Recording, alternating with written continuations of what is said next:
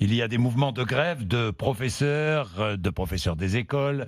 Sylvie Plane, bonjour. Bonjour. Merci d'être avec nous. Vous êtes ancienne vice-présidente du Conseil supérieur des programmes. Alors, il y a cette inquiétude dans les écoles élémentaires, inquiétude devant le projet de loi sur l'école de la confiance de Jean-Michel Blanquer. Inquiétude parce que, pas partout, mais parfois, il pourrait y avoir regroupement entre écoles élémentaires et collèges, dans les mêmes locaux. Hein. La question des locaux ne figure pas du tout dans le texte de la Donc, loi. pas dans les mêmes locaux, on ne sait pas. Si, oui, non, on ne sait pas. Le texte est très imprécis. Bon, eh bien, Jean-Michel Blanquer sera là demain matin, il va répondre à toutes les questions de nos auditeurs. Ce sera l'une des questions posées, hein, évidemment. Est-ce qu'il y aura regroupement dans les mêmes locaux ? Un regroupement, ça existe déjà. Les liens entre l'école élémentaire et le collège existent déjà. Oui, tout à fait. Mais cette fois, semble-t-il, d'après le texte, ce sont des liens de subordination. C'est-à-dire que la direction de l'école sera assurée, d'après le texte, parce que le texte est extrêmement ambigu, par le principal du collège. Il est ambigu, mais il est en discussion. Hein. Il est en discussion, mais donc il va être amendé peut-être. Il a été voté en première lecture à l'Assemblée nationale, discussion au Sénat, et il y a une seconde lecture à l'Assemblée nationale. Plus exactement, puisque c'est une procédure accélérée, c'est une commission mixte. Commission mixte, voilà. Assemblée-Sénat. Oui. Bon, alors Sylvie Plane, l'inquiétude, elle est où ? Parce que j'ai pas très bien compris l'inquiétude. Moi, j'ai été dans un établissement où tout était mélangé, élémentaire et collège. Il n'y avait aucun problème. Alors, où est l'inquiétude, Sylvie Plane ? Je comprends pas. Alors, expliquez-nous. C'est vrai que dans les établissements privés et dans les établissements français à l'étranger qui sont sur le modèle du privé... C'était public, moi. Hein. Ah oui. Mais il y a bien longtemps.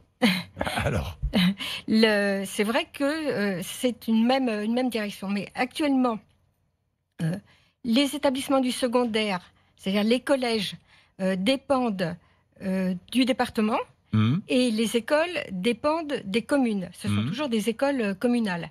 Donc, la gestion est assurée au plus près par les communes et la direction assurée par un directeur d'école se fait en lien très, très serré avec la commune. À partir du moment où ce sera un seul grand ensemble sur le plan administratif, ça veut dire que c'est une gestion qui sera centralisée dans un endroit particulier, c'est-à-dire la direction sera assurée depuis le collège pour l'ensemble des petites écoles. Alors, dans le milieu rural, c'est quelque chose qui va constituer une rupture du lien entre l'école et la commune. Parce qu'une gestion à distance... Mais l'école, à la limite, peu importe. L'école sera rattachée au collège. Ça permettra aux élèves, par exemple, de CM2, de s'habituer déjà et d'avoir déjà des contacts avec des professeurs de collège ou avec, je ne sais pas moi... Alors là, vous envisagez le cas du CM2, c'est-à-dire... et puis vous la transition entre l'école élémentaire et le collège. Alors, il existe déjà une instance qui permet cela, qui est le conseil école-collège. Et normalement, cette instance se réunit. Alors, c'est vrai qu'elle manque de moyens. C'est-à-dire que les enseignants ne sont pas déchargés, donc les réunions sont assez difficiles à tenir, mais cette instance existe déjà. Et les enseignants, je crois, demandaient justement que cette instance soit renforcée. Mais ce n'est pas la même chose que d'avoir un pilotage qui est extérieur, c'est-à-dire dans une ville moyenne, son collège... le chef d'établissement serait en même temps le directeur de l'ensemble des petites écoles. Oui. Or, le travail sur place que fait le directeur, qui est celui de la réception des parents... Mais ils seront toujours là, les directeurs. Ils seront adjoints. Adjoints du grand ensemble, si j'ai bien compris. Actuellement, tous les enseignants sont dits adjoints du directeur. Oui. Tous les enseignants du primaire sont déjà des adjoints du directeur. Oui. Et le directeur n'a pas de fonction, n'a pas de statut, pardon. Et ça fait très longtemps que les enseignants demandaient un statut pour les directeurs. Mais Jean-Michel Blanquer a écrit dans son ouvrage en 2016 que ça lui paraissait trop coûteux d'accorder un statut à l'ensemble des 45 000 directeurs. Donc c'est vrai que cette note de quelqu'un qui n'était pas encore ministre...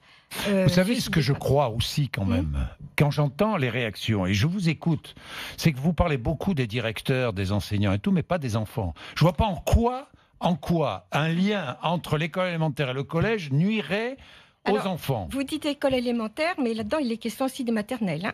Hein. Le texte parle des écoles primaires, c'est-à-dire ça comporte, primaire, oui. ça comporte les École maternelles primaire. et les élémentaires. Mais justement, c'est le lien avec les familles qui est établi par le directeur.